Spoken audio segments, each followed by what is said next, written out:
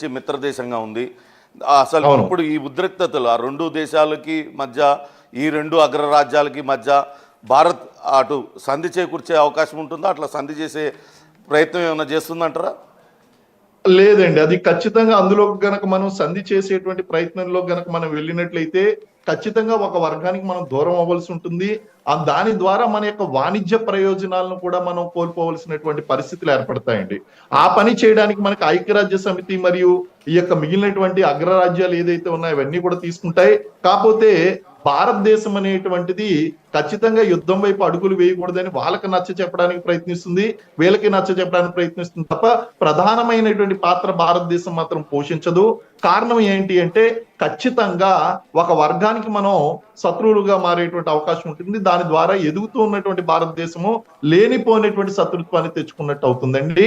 ఇది ఇలాంటి పరిస్థితులు మన శత్రు దేశాలకి, ఇటు చైనాకి అటు పాకిస్తాన్ కి కూడా అనుకూలమైనటువంటి పరిస్థితులు సృష్టించేటువంటి అవకాశం ఉంది. కాబట్టి మనం చాలా బ్యాలెన్స్డ్ గా ఇటు పూర్తిగా ఖండించకుండాను, ఇటు పూర్తిగా సమర్థించకుండాను మనం ఆ బ్యాలెన్స్డ్ వేలో వెళ్ళిపోవడానికి మనం ఆ మధ్య మార్గాన్ని పాటించడమే ప్రస్తుతం మన భారతదేశానికి ఉన్నటువంటి సరైనటువంటి విదేశాంగ విధానం అని చెప్పేసి నేను అనుకుంటున్నాను. కారణం ఏంటి అంటే ఏ ఒక్క సైడ్ వెళ్ళినా సరే భారతదేశానికి నష్టమే కలుగుతుంది. అదే విధంగా వేరే వాళ్ళ శత్రుత్వాన్ని తీసుకొచ్చి మన నెత్తిని పెట్టుకున్నట్టు ఉంటుందండి. ఓ రంగా చెప్పాలంటే మనం ఆఫ్ఘనిస్తాన్ లో కూడా ఇలాంటి సంయమన పద్ధతినే మనం పాటించాము. సో అలాగే మనం ఈ యొక్క విషయాల్లో కూడా సంయమనాన్ని పాటిస్తూ బ్యాలెన్స్డ్ గా ముందుకు వెళ్ళవలసి ఉంటుంది. అంటే మీరు చెప్తున్నారు ఐక్యరాజ్య సమితి అంటున్నారు, అంటే ఇప్పుడు ఈ పరిస్థితులు తలెత్తాయి కదా, 2 దేశాలు ఒకళ్ళపైన ఒకళ్ళ డ్రోన్లతో విరుచుకుపడుతూ ఉన్నారు, అంతర్జాతీయంగా అనేక దేశాల మధ్య యుద్ధాలన్నీ జరుగుతున్నాయి. ఇదంతా కూడా ఐక్యరాజ్య సమితి ఫెయిల్యూర్ కాదంటారా? ఖచ్చితంగా ఫెయిల్ అయిందండి. ప్రస్తుతం ఉన్నటువంటి పరిస్థితుల్లో అది ఖచ్చితంగా ఫెయిల్ అయింది. కారణం ఏంటి అంటే ఇక్కడ ఎవరైతే ఐక్యరాజ్య సమితిలో వీటో పవర్ ఉన్నటువంటి దేశాలు ఉన్నాయో ఆ దేశాలే ఒక వర్గం వైపు చేరుకుపోవడం అనేటువంటిది ప్రధానమైనటువంటి కారణం అయిందండి. సో రంగా చెప్పాలి అంటే ఐక్యరాజ్య సమితి అనేటువంటి విషయాన్ని మనం అర్థం చేసుకోవాలి. వీళ్ళకి ఆయుధాలు సప్లై చేస్తున్నారండి. ఆయుధాలు సప్లై చేయడం వల్ల వాళ్ళకి బెనిఫిట్ అవుతుంది.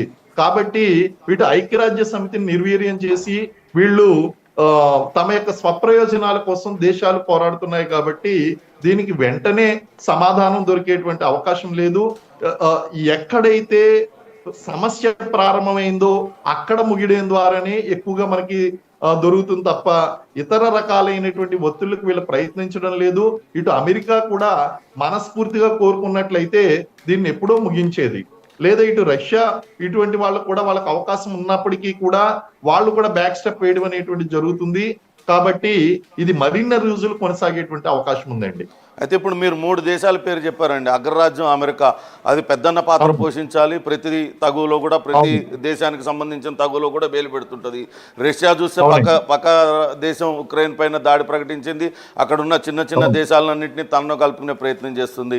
ఇక చైనా భారత భూభాగంలో పదే వేలు పెడుతూ ఉంది. ఇంకా ఇతర దేశాలతో కూడా తగువ తెంచుకుంటూనే ఉంది. అంటే ఐక్యరాజ్య సమితిలో వీళ్ళే బలమైన వాళ్ళుగా ఉన్నారు, ఇతర దేశాలపైన కూడా ఆధిపత్యం. అలాగేం లేదు, వీళ్ళే బలమైనటువంటి వాళ్ళు ఉన్నారని కాదండి.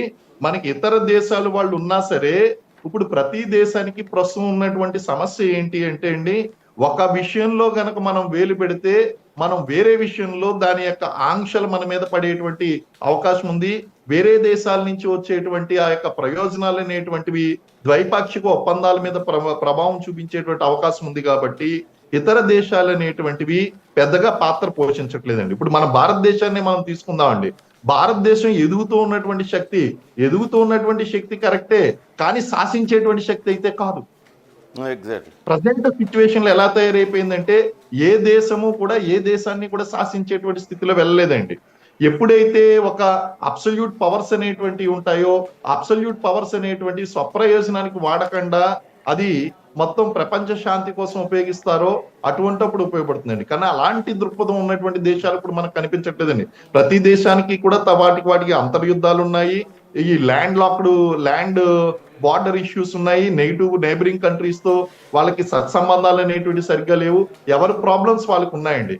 ఇటువంటి సిచ్యువేషన్ లో సూపర్ పవర్ గా ఎదగాలి, మా యొక్క పాత్ర ఏదైతే ఉందో ఈ ఆసియాలో భారతదేశాన్ని సూపర్ పవర్ గా ఎదగనివ్వకూడదు అనేటువంటి చైనా ప్రయత్నం ఒక పక్కన, అలాగే అగ్రరాజ్యంగా ఎదగకూడదు అనేటువంటి ప్రయత్నం అమెరికా యొక్క ప్రయత్నం ఒక పక్కన, అలాగే ఇక్కడ ఏదైతే మధ్య ప్రాచ్యంలో సమస్యలు అనేటువంటి ఉన్నాయో దాన్ని అలాగే ఉంచి వీళ్ళందరినీ కూడా కంట్రోల్లో పెట్టాలనేటువంటి ఆలోచన, ఇవన్నీ కూడా ఏంటి అంటే ఆ ఈ యొక్క సమస్యను జటిలం చేస్తున్నాయి తప్ప ఒక శాశ్వత పరిష్కారం అనేటువంటిది చూపించలేకపోతున్నాయండి.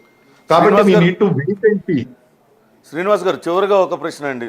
సుదీర్ఘకాలం మీరు ఆర్మీలో పనిచేశారు, ఇటువంటి ఎన్నో చూసుంటారు, యుద్ధాలు అవన్నీ కూడా.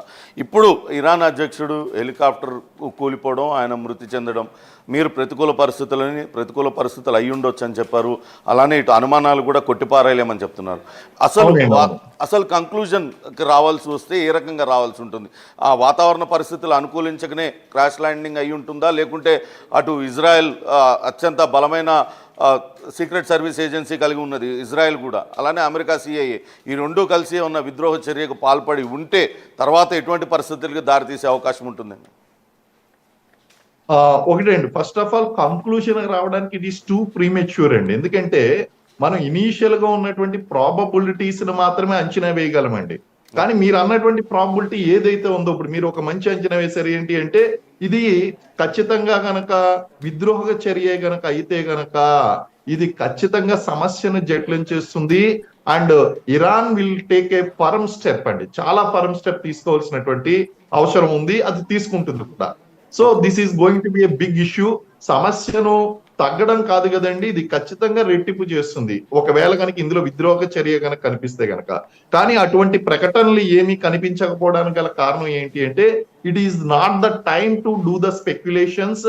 అండ్ ఆల్సో ఏంటి అంటే, ఈ సమయం it is too premature to come to a conclusion.